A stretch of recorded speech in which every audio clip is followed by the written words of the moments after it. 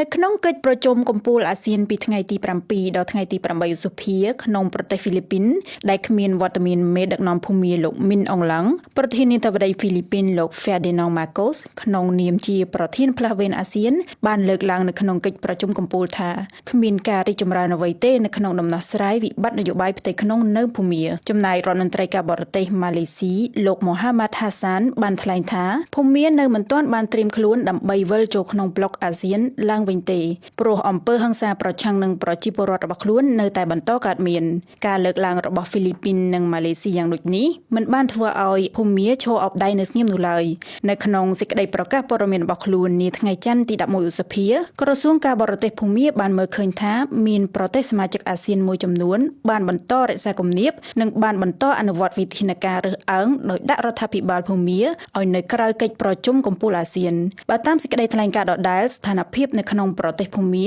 កំពុងមានការវិវត្តជាវិជ្ជមាននិងត្រូវបានសមាជិកអាស៊ានភាគច្រើនទទួលស្គាល់គួរជម្រាបជូនថាមានប្រទេសសមាជិកអាស៊ានខ្លះដូចជាថៃបានសាទរនិងសម្ដែងការគាំទ្រលោកមីនអងឡង់ដែលបានទទួលតំណែងជាប្រធានាធិបតីភូមានិងសន្យាធ្វើការរួមគ្នាដើម្បីរក្សាស្ថិរភាពនៅតាមព្រំដែនរវាងថៃនិងភូមាតែទន្ទឹមគ្នានេះមានប្រទេសសមាជិកអាស៊ានខ្លះដូចជាឥណ្ឌូនេស៊ីនិងសិង្ហបុរីបានគាំទ្រជំហររបស់ប្រទេសម៉ាឡេស៊ីនិងបន្តរក្សាជំហររឹងប៉ឹងចំពោះរដ្ឋាភិបាលភូមាក្រសួងការបរទេសភូមាដដែលការដែលអាស៊ានមើលមិនឃើញពីការវិវត្តជាវិជ្ជមានរបស់រដ្ឋាភិបាលភូមាមានន័យស្មើនឹងមិនអើពើនឹងឆន្ទៈពិតរបស់ប្រជាជនភូមាដែលបានអនុវត្តសិទ្ធិប្រជាធិបតេយ្យរបស់ពួកគេ